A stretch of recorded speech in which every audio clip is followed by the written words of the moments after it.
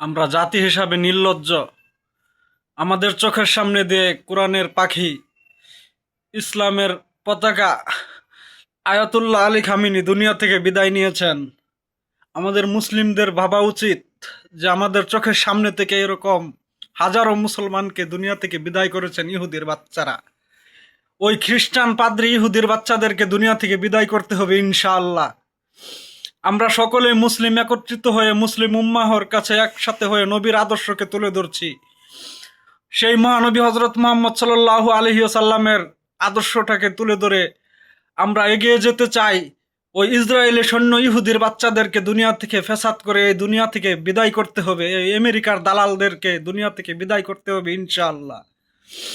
ভাই, সকলে প্রস্তুত হই, সকলে একসাথে হই, মৃত্যুর জন্য সামানা তৈরি করে এই এই দুনিয়াতে আমাদের চিরজীবন থাকতে হবে না।